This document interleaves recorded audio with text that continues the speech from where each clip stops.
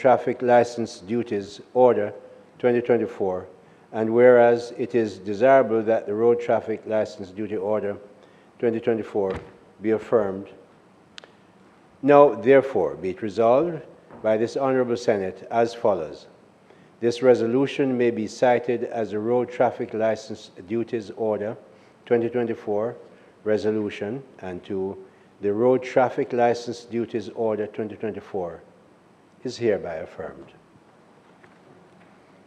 Thank you, Minister Hill. I had, just before I move on, I had given permission to Senator Gabriel Morris and Senator Sapphire Longmore to join online. I neglected to get the permission of the members of the Senate. Do I have your permission for them to join? Thank you very much. Welcome, Senator Morris and Longmore.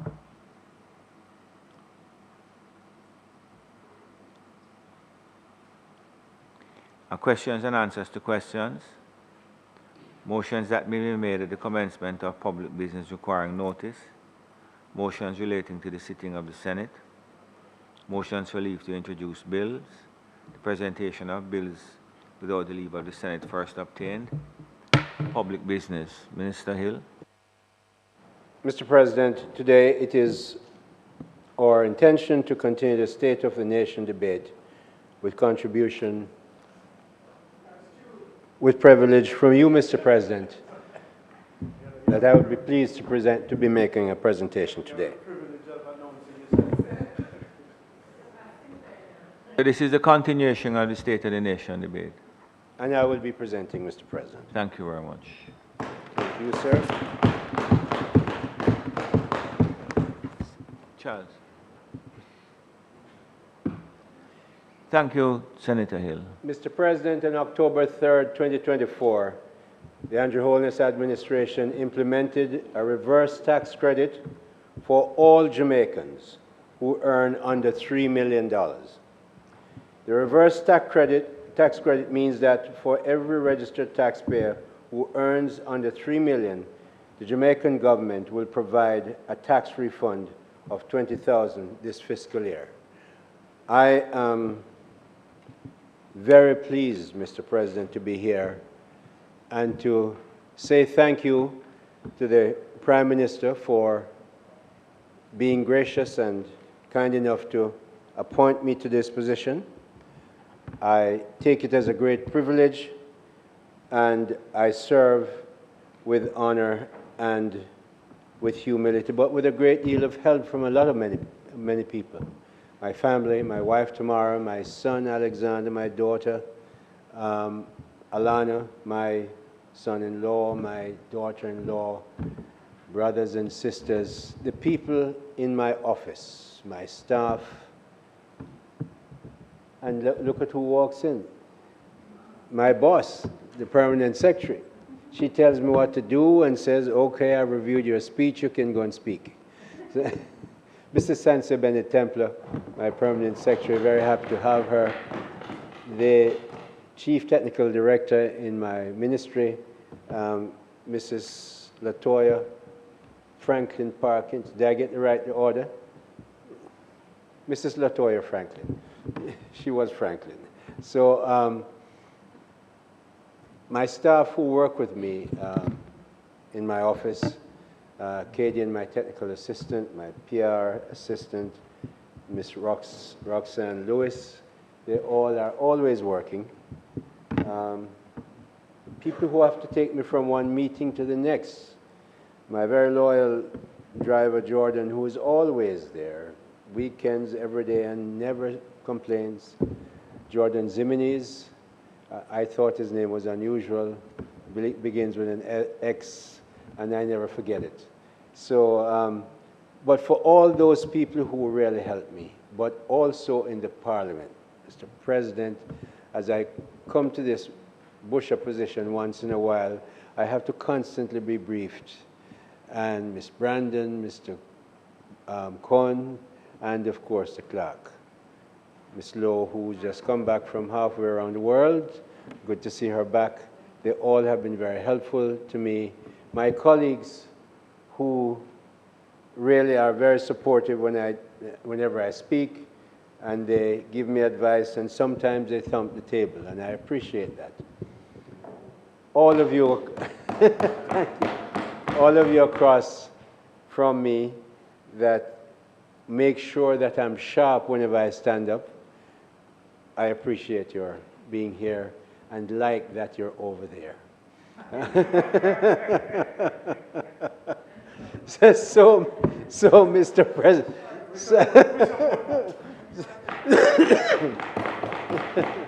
so, Mr. President, I think, yes, I have a little thing from the weather. You know what I mean? I didn't say this weather, I know. There are weathers all over the place.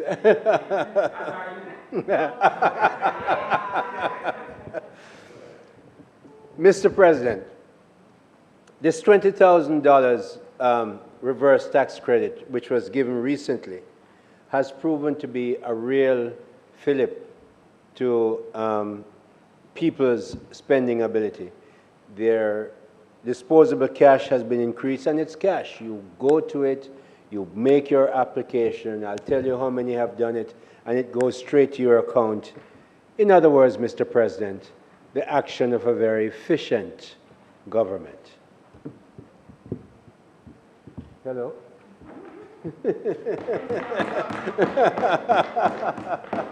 They'll soon come back. They'll soon come back.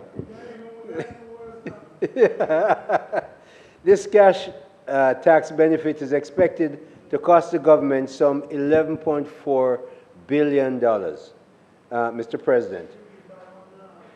As we, in the Andrew Holness administration, are very much aware that although we recently raised the payroll income tax threshold from the magical $1.5 million, iconic by now, figure we established in 2016 to 1.7 million Jamaican dollars, there are income earners, we're aware, Mr. President, above this new higher threshold that are feeling the adverse effect from the COVID-19 pandemic.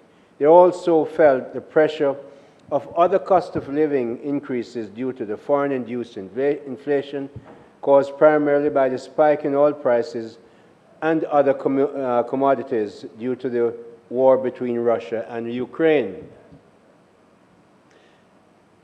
Mr. President, they also feel the pressure because of the unusual and continuous weather events that we've had, a storm and lots of rain.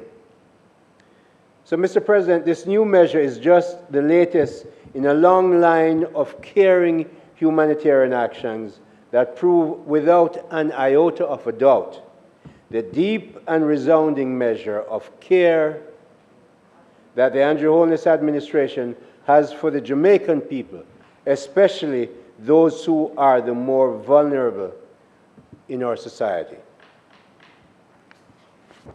Mr. President, as I travel around the country and talk with and walk through communities, I get to hear what people are talking about, and the social media platforms amplify these discussions. Mr. President, there are those who would want to negate the considerable amount of support and assistance that the Andrew Holness administration has extended to so many Jamaicans in all walks of life. Those who seek to spread this particularly negative but specious narrative would want us to believe that nothing has been done by this government to help those who are needy and vulnerable among us. They sum it up this way, Mr. President. To them, they want to spread the narrative that nothing now go on, well, nothing go so. Mr. President,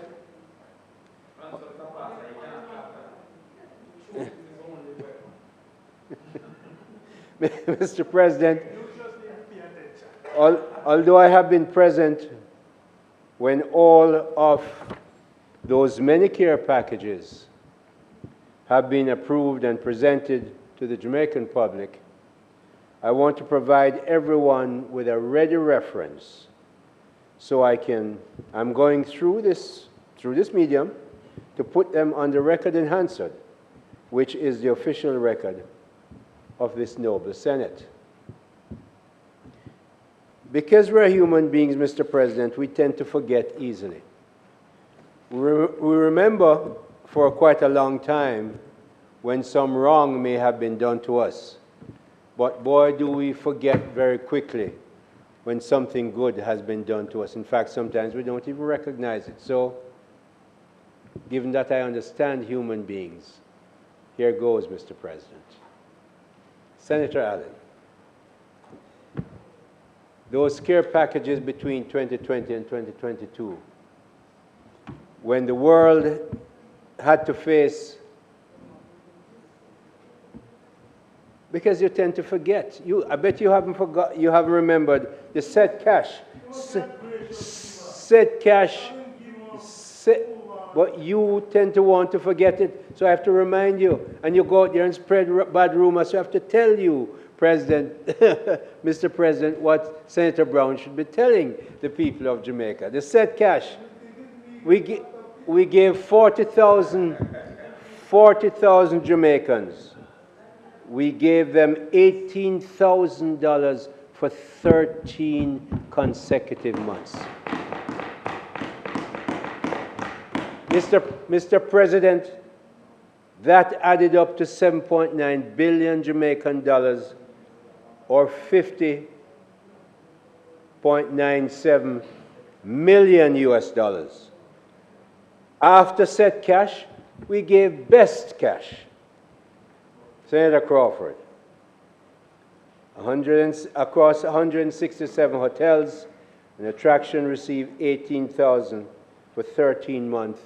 15,000 people got it. 4.1 billion more dollars, 26.45 million US dollars.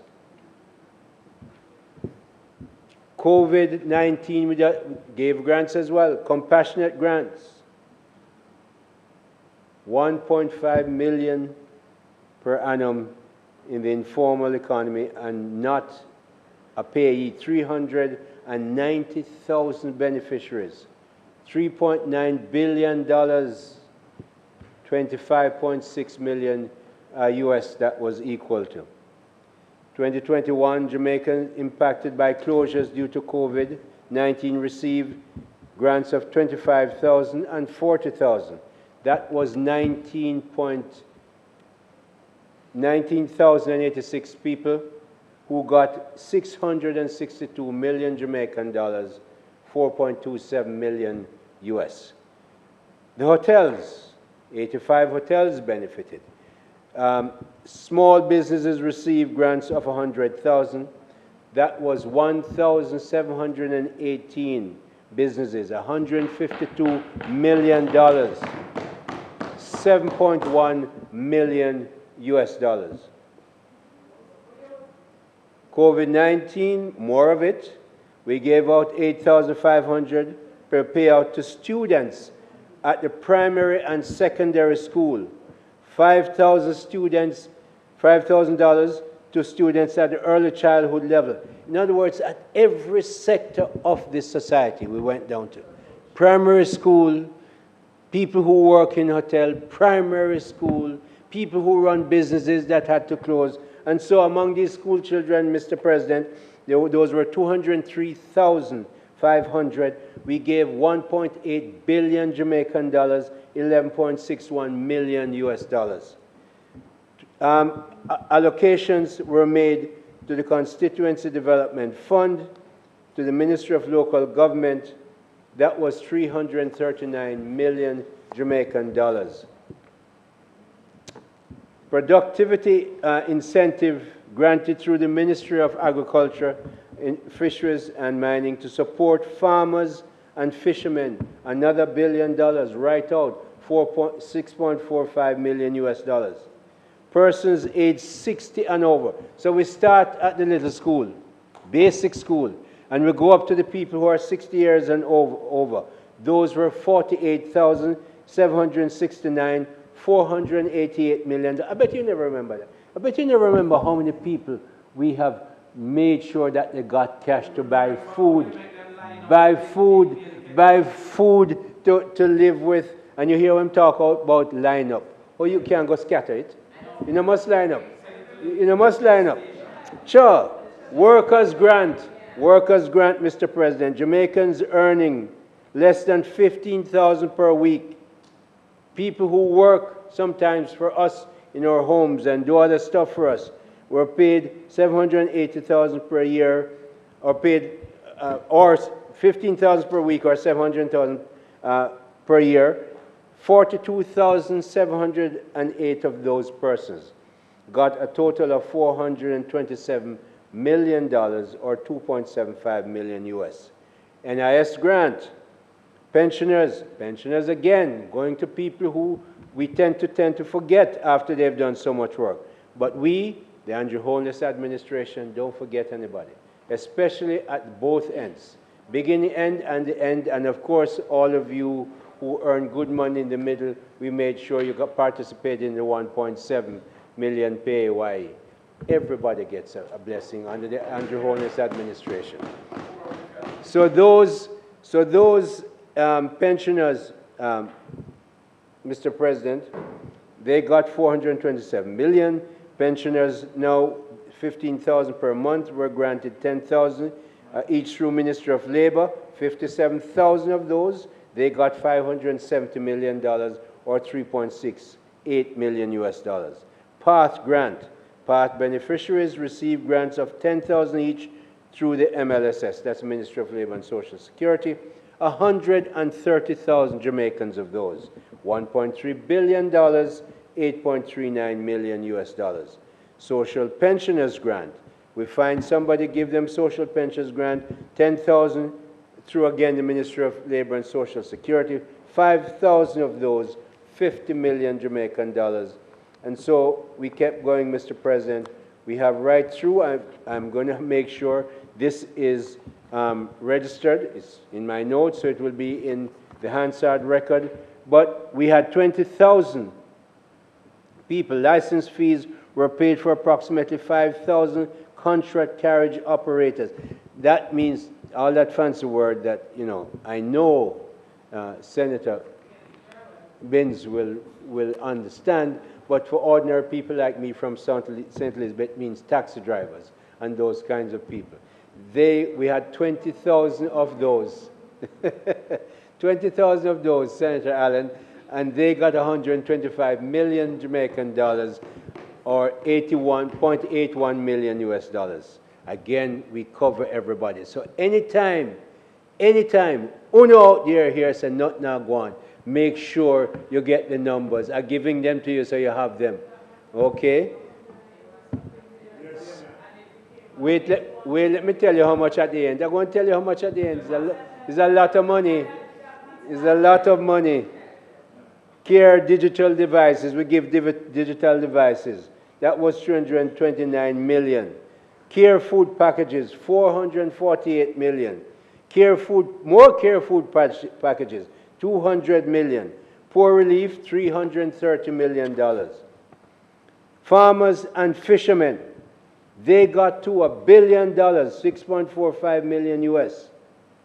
So, Mr. President, as we look at the state of the nation and how we've carried the state of the nation to the stage, in those packages I just named, it was 26.35 billion Jamaican dollars.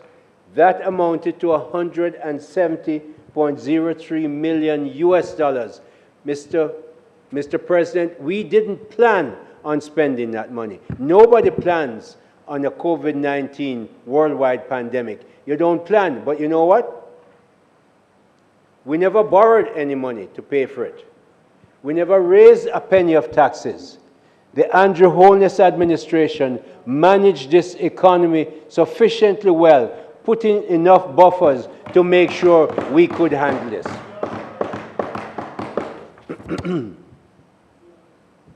To put this expenditure in perspective, Mr. President, the 26.354 billion Jamaican dollars unplanned to be spent is greater than the current, that is the 2024 budget for the Ministry of Local Government. It's bigger than that budget. They almost come up to it, but they didn't reach it, the spend. The Ministry of Economic Growth and Job Creation, this spend was much bigger than that budget, bigger than the Ministry of Tourism budget, bigger than the Ministry of Agriculture, Fisheries and Mining, bigger than most every budget, mine, culture, everybody's budget. The only ones that I know are bigger are national security, health, and of course, fisheries. Sorry, not fisheries, but education and youth. Education and youth is a huge budget. Mr. President, this very substantial expenditure by the Andrew Holness administration during the, put you're on the wrong side, she may have considered you. Mr. President, this very substantial expenditure by the Andrew Holness administration during the COVID-19 pandemic to help hundreds of thousands of Jamaicans manage through this most difficult period of economic, health, and social challenges is quite simply, Mr. President, an outstanding testimony to the caring and compassionate feeling the Andrew Holness administration constantly, not sometimes, constantly extends to so many Jamaicans in all walks of life across this country. Mr. President, all those numbers I have outlined for the Senate and our viewing public affect individual persons in this country. Those are not macro numbers. Me hear the talk, but oh, they love to talk about macro numbers. Well, all those numbers me give you, Senator Allen, when you go back to Montego Bay, are micro numbers, ordinary people that some of them you don't even know, but I know them. Some of them that you don't, no, because it's like he laughed. Some of them that you don't know get all these benefits, not the highfalutin friends of your senator friend beside you.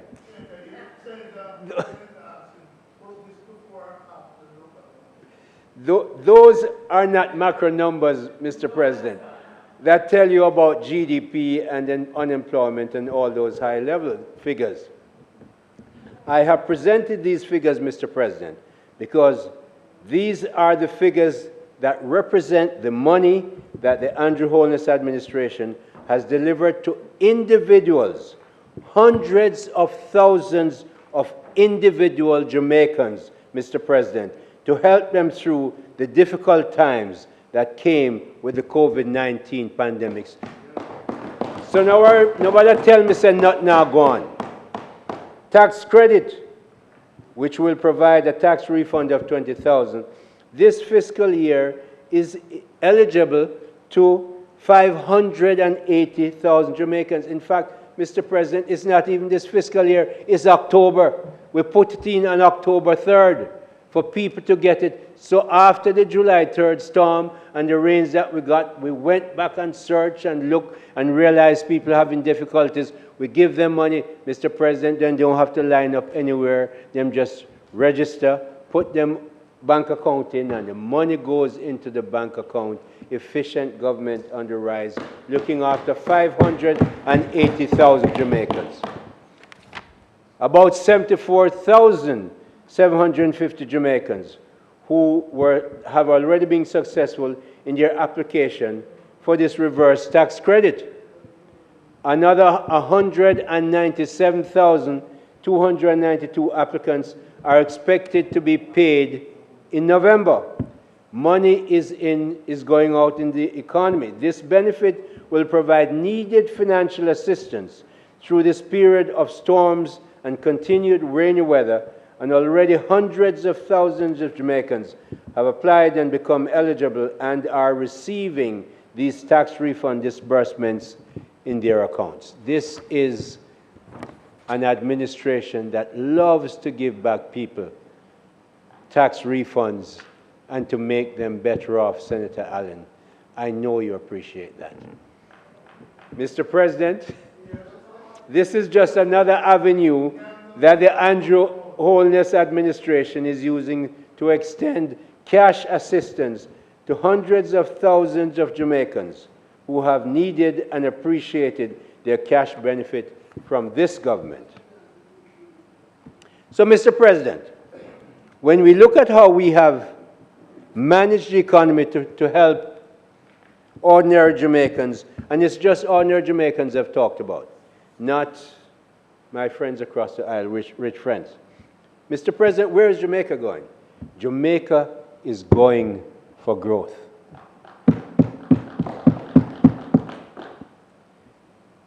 Mr. President, the reason that we have been able to deliver that constant stream of cash benefits to millions of individual Jamaicans through care packages and reverse tax credits is due to the really excellent manner in which the Andrew Holness administration has managed Jamaica's economy in the past 8 years. No questions. Even fools have stopped questioning that statement of fact, Mr. President. No. Even them. We've covered them now, even them before, but now they're covered. They even stopped. So if you open your mouth, you know, so you're worse. The fiscal tools and management skill and grit that we have used to put Jamaica's fiscal house back in order after we inherited what we inherited, we won't bother go back there, is well recognized by honest thinking Jamaicans and many of our foreign friends, Mr. President. It is known at home and abroad that Jamaica's once extremely burdensome debt that existed when we took over the government of this country is now down to the 70% region and continues on the declining trajectory, which is the Andrew Holness administration's plan. The other macro numbers are good and are well known, but we must not get complacent, Mr. President, and fool ourselves that we can allow our macroeconomic indicators to ever again become so distressed as they were and believe that this country will achieve economic growth and prosperity without good macroeconomic management. Mr. President, Jamaica must now pivot to and focus on achieving an increasingly strong and sustained economic growth. Mr. President, in the over 2.5 years since I've been leading the Ministry of Industry and Investment and Commerce, Jamaica's business ministry, I have made it my private and public business to encourage every business operator in this country to find new ways to create and produce new products and services to export to existing and new markets overseas. Mr. President, our trade balance numbers force the export imperative on all of us in this country. We don't have a choice. I give you just one example, Mr. President. In the 62 years of Jamaica's independence, we have had 61 years of negative trade balances. The last time Jamaica recorded a positive trade balance was in 1966. That long negative record is untenable, Mr. President, especially since the trade balance keeps widening as we continue to import a lot more than we export. Jamaica has no choice but to export exponentially more, much more, a great deal more than we currently sell to buyers overseas. I have made the case on numerous occasions here in Jamaica and in the diaspora markets, Mr. President, that with just under 3 million people with a relatively low per capita GDP of under $7,000 US, we will not become a very wealthy country selling to only this relatively small population. We must create new products and services to sell in rich markets and buyers overseas.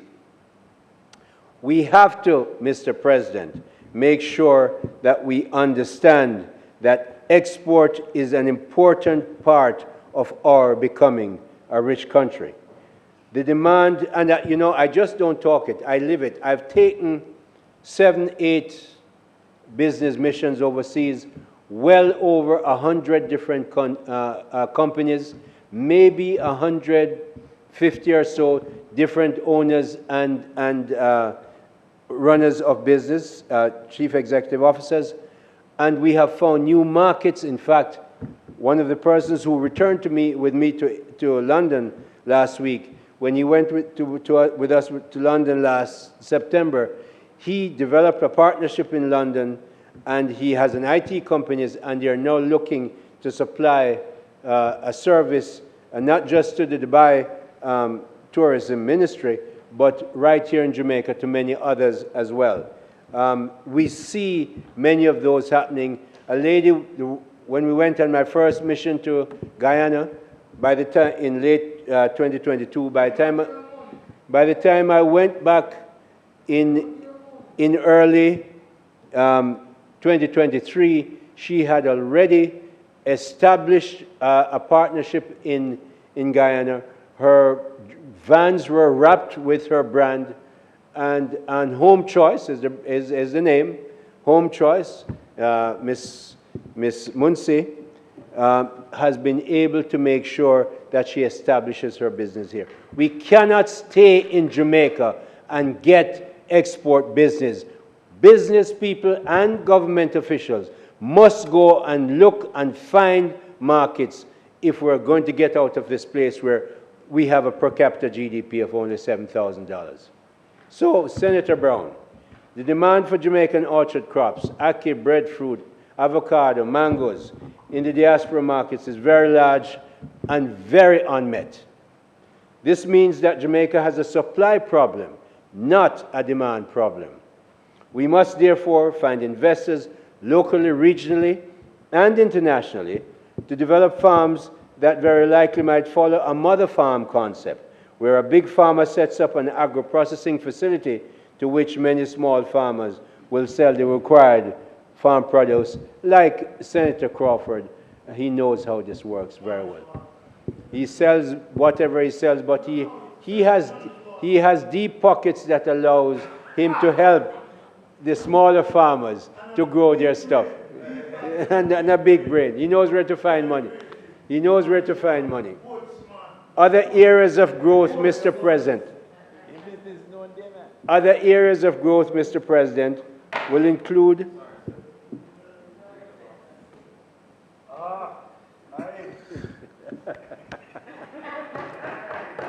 Mr. President, Speaker's time has expired, but given the latitude and the width of which he has to play, may his time be extended indefinitely to allow him to conclude his speech. Members should have heard the question. Those in favor? Against? Mr. President, I rarely see such graciousness, and I really appreciate it, and thank you very much. It's because of where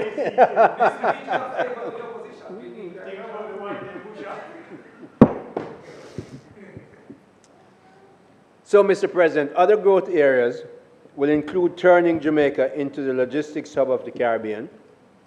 As we focus on special economic zones, the government of Jamaica may just have to spend important sums of money on infrastructure to de-risk the first special economic zone to entice the first logistic hub investors to the SEZ. I see Professor Gordon Shirley, working out of the Prime Minister's office, has made in recent past the announcement that they are in fact going to de-risk and invest in the Cayman Special Economic Zone so it can become more attractive. And I say that because of my experience in traveling.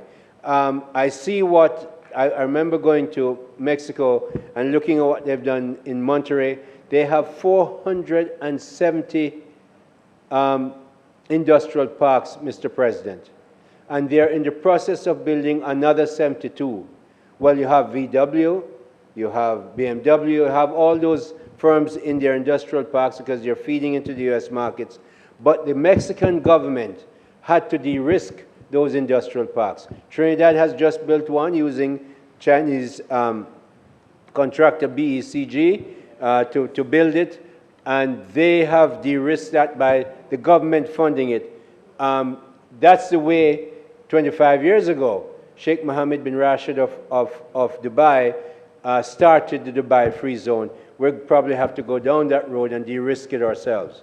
Another growth sector will be to increase our financial services products such as segregated accounts and general and limited partnerships under the recently amended Jamaica International Financial Services Authority legislation to attract, and we did that just about 2 weeks ago, maybe last week, high-level financial services clients to Jamaica, because we find Jamaicans working in Cayman, in the British Virgin Islands, Turks and Caicos, lawyers, accountants, other ancillary people, that once we change that law here and put in the legal and physical infrastructure as necessary, we will have that service area to go, because, Mr. President, as I said, we have 3 million people thereabouts. We're never going to be a manufacturing powerhouse like China or even Colombia with 50 million people or Mexico with 120 million people. So it has to be brain power that we use, and that means that we have to go down the road of making sure when you have brain power, you have services for them to supply. Similarly, Mr. President, we must expand our knowledge processing outsourcing business to move up the value chain, moving up the knowledge and skills hierarchy, and Minister Dana Dixon used to be in charge of that. I think it might still be with her. I know Hart is with her. Moving up the knowledge and skills hierarchy and up the value chain to attract higher salaries for well-trained Jamaicans is vital, because, again, our small population will militate against us becoming a major production area for manufactured goods. That's at least in the near term. I know a country like Liechtenstein has serious, and Switzerland, small populations, but very highly educated people, and therefore produce very high per capita GDP. It will take us time to get there. In the meantime, we must use services to get to that level, because today, Cayman, as far as I know, doesn't manufacture very much. Their per capita GDP, Mr. President, is $96,000 US. The per capita GDP of Bermuda is $120,000. They supply very high-level, expensive financial services, something that they use a lot of Jamaicans to do, something that we must do right here in Jamaica. This reality, yes, Mr. BIT, good to hear you around here. We want to have very good jobs for Jamaicans. This reality, therefore, necessitates us as Jamaicans using a higher level of knowledge to provide services that our neighbors and other persons in markets farther afield will want to buy. The Prime Minister, Dr. the Most Honorable Andrew Holness, will be giving the nation his view as to how he expects the broader growth agenda is to be deployed, rather developed and deployed and executed. The simple truth is, Mr. President, Jamaica has no alternative but to go much higher, for much higher economic growth, and much greater and exponential exports will have to form the main path to that growth and prosperity destination. Every single one of us in here, and you know, when we had the debt crisis, Mr. President, remember what we did? We raised it, we elevated it to national status. We have everybody, every radio station was talking about the debt crisis. Well, we have an export deficient crisis.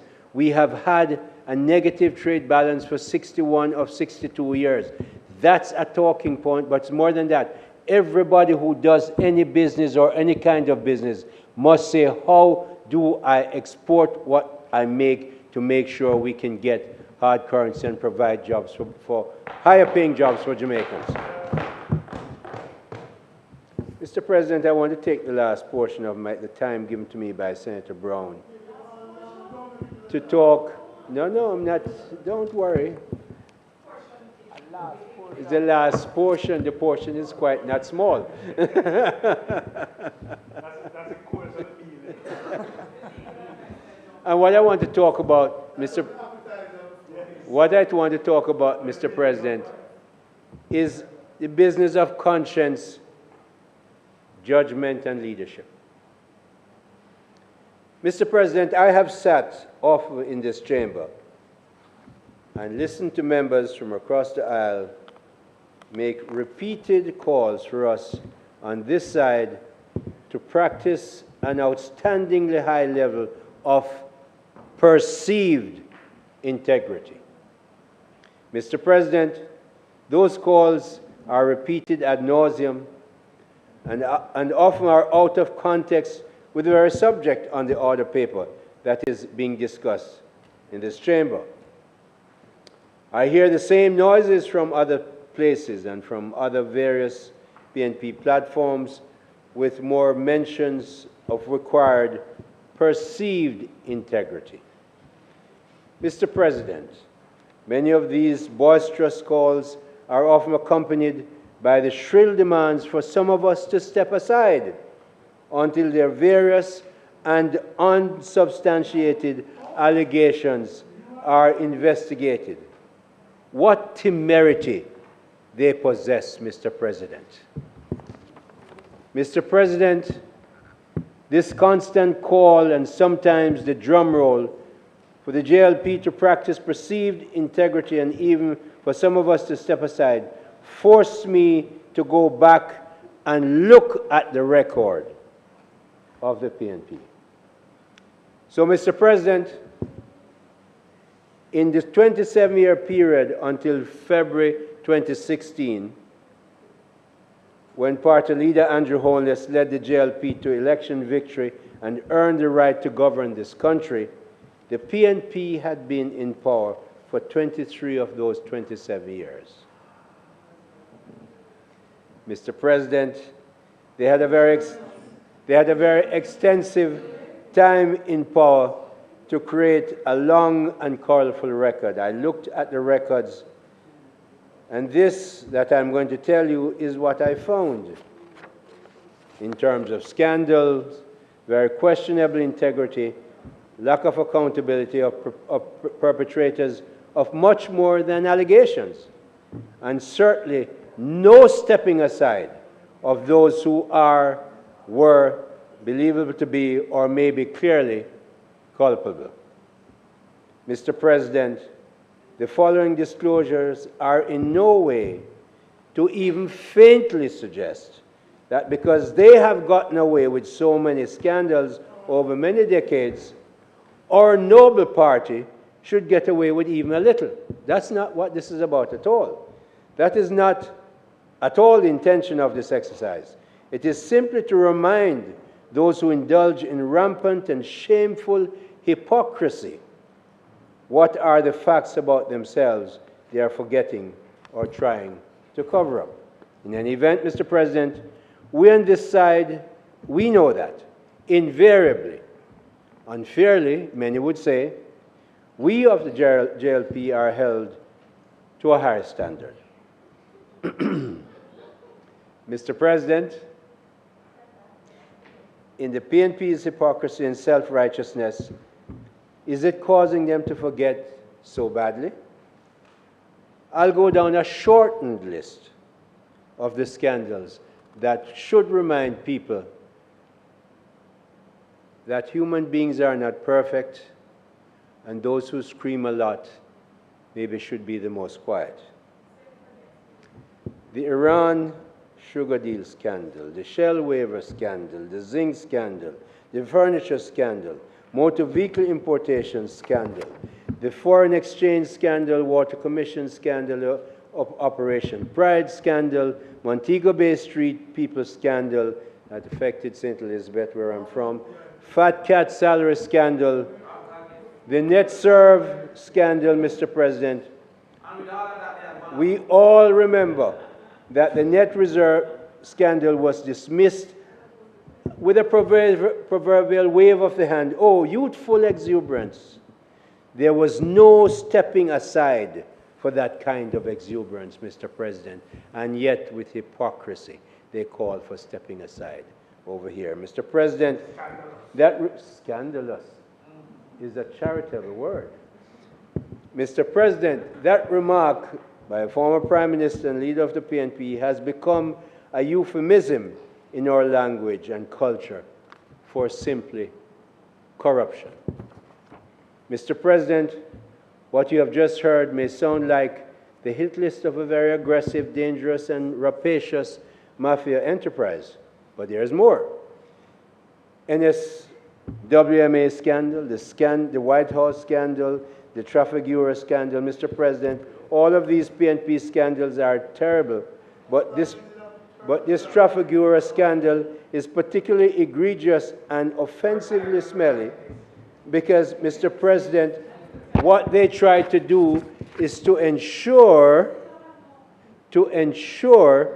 that the Jamaican people wouldn't hear in an open court what the PNP was trying to do to get the money and hide it. Mr. President, I am running for nothing. I'm so happy. I stand here looking for nothing, so I can call barefaced hypocrisy what it is when I see it. Right across the road. I can call it for what it is when I see it.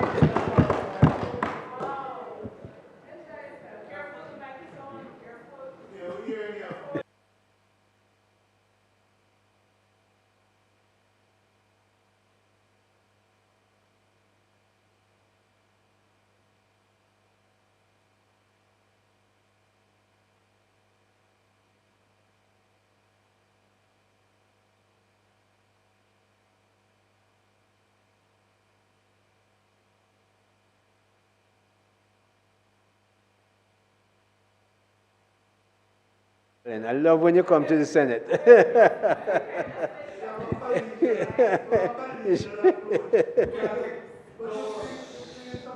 No, man, no. This is the truth. This is the truth. Mr. President, as they have the gall to speak to us about transparency, integrity, and corruption. Now, if I wasn't a gentleman from St. Elizabeth, I would call them hypocrites. But while I don't, other people are calling them hypocrites. You shouldn't be behaving like that, Mr. President. Rather, it's a reminder of the excellent advice and counsel of our Lord Jesus Christ, President Senator Brown. Our Lord Jesus Christ, who said to all of us, that side and this side, including the PNP and their friends, to be careful to take the log and beam out of their own eyes before they dare to criticize a speck of dust in the eyes of their neighbors, us on this side. There are these others. Those are this on that side, Mr. President, you have the bad gas scandal. You have the dead baby scandal. You have the church money, speaking of St. Peter. The church money scandal. This Kingdom build wall around the National Heroes Park scandal. The FinSac scandal, Mr. President, this one, the FinSac scandal really, really hurts because some people, and you remember out of many? And you were, no, you were there. My colleague was absent from that board meeting.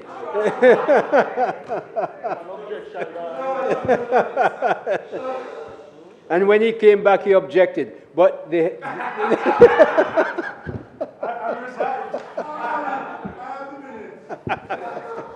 So, Mr. President, the FinSac scandal was terrible because many, many people died because of that scandal. And when you look at all those things, Mr. President, and they dare to talk about you must practice integrity, and that's where we're here. But then, Mr. President, let's say that's in the past. I put it on the record so anybody who wants to check it can check it in the handset. Look at the present. Mr. President, I was passing a television set on the date of the recent conference of the PNP. and me look upon the platform, and Senator Crawford, me look upon the platform, and me peep, me go up to the television and squeeze up and look. And me say, what that? Mr. President, Senator Allen, I looked till I tired, I couldn't find one drop of integrity. Not a drop of integrity upon the platform. What I did see were convicted criminals who later on, I understand, are now being proposed to be members of parliament. In other words, criminals convicted, and not, Mr. President, let me put up my Jamaica socks. Mr. President, is them not convicted for shoplifting, you know, or an egregious traffic offense, convicted for getting involved, processing and doing criminal stuff with Schedule 1 drugs. What? No wonder nobody comes on the ministry. How you not talking about it? No, they've done already, man. No. Ministry covered, because when you see this, I am saying to Jamaicans, and I'm saying, in fact, I'm sorry, the two leading senators aren't here today, because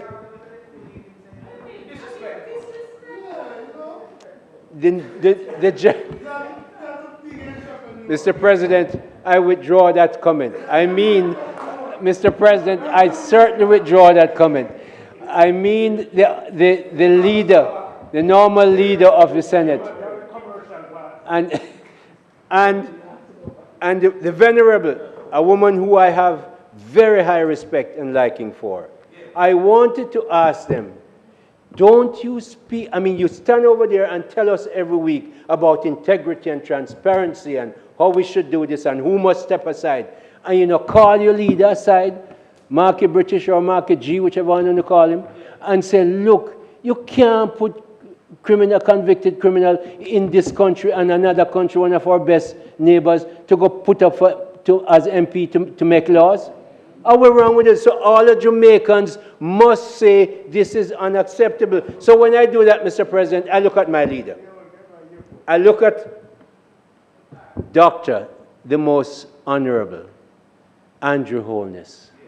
Look at how he has led this country for the past 8 years. Look at what he's done in terms of looking at poverty, staring it in his face, and said to him, Finance Minister, we can't keep borrowing. We must find a way to make sure that we... No, please, that's over, man. I was there. You know, for Dr. Phillips, let me tell you, I have already, and you know that, I stand up here and I give him credit. Because when he come back from Washington with a bit of medicine, let's say the cabinet table, long from Yassa to down, so Andrew Warner, no one never listen. Him go collect it, and when poor Dr. Phillips come back, all the PNP people then run down to the bottom, him one up here, so him have to carry the bit of medicine by himself. And then we came in right afterwards, and boy, did we handle it. Did we ever handle it? Did we ever handle it? Debt dropped from 135 or thereabouts, that we take it from now to 70. And lots of people, including the productive input relief that we in the Ministry of Industry, Investment and Commerce give to business people who are manufacturing. Then bring in anything that they use for manufacturing equipment, no duty. So what we are looking at, we are looking at, Mr. President, we are looking at, yeah, sure. Let us, Senator Brown was charged. Senator Brown was charged but not convicted, so we leave that alone. Okay. So, Mr. President, when you look at our leader, my leader compared to theirs, the kind of judgment that he's making, the kind of people he has around him. Look at Andrew Holness and the people who he chooses. Look at his cabinet. Look at the people. Look at how he's run this country. And you look at the great aspiration that you have over here. What we have over here, so, is great inspiration of Andrew Holness, Doctor, the most. So, Mr. President, as I look at the state of the nation, I am pleased to say that even with the rains, even with the hurricanes, even coming out of the pandemic, because of the sure, and I even say blessed and steady hand of Dr. the Most Honorable Andrew Holness and the Jamaica Labour Party. Not to be called doctor. Has that been changed? Because you keep repeating doctor, doctor, doctor.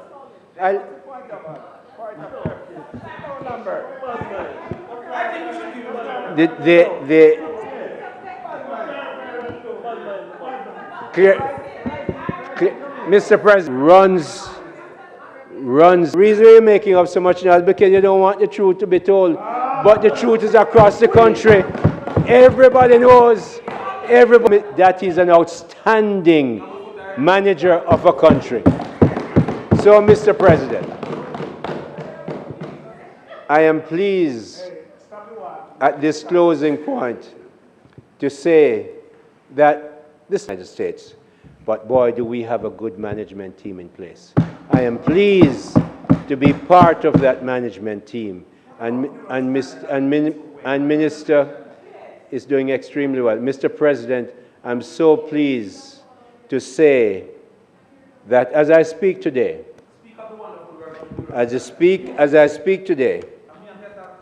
the state of the nation is good. And what you're trying to avoid is that my leader, by any standard, born a Spanish town, and is better than your leader any day, if it pleases you, Mr. President.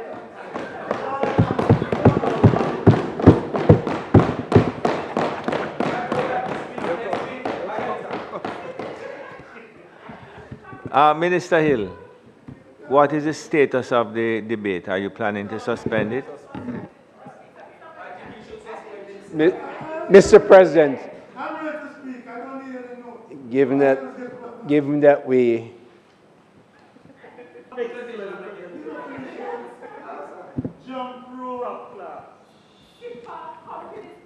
the question is that the debate and the State of the Nation you close. I'm going to just introduce a lady to you, Ms. Ina McPherson. Stand up, please, Mr. McPherson. She has worked in the Parliament for 23 years as an Executive Secretary. Ms. McPherson.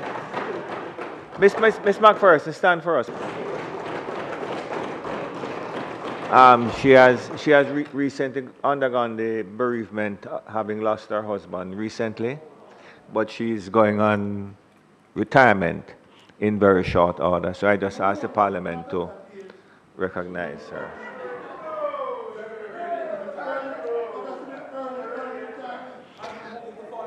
Thank you. Ms. McPherson.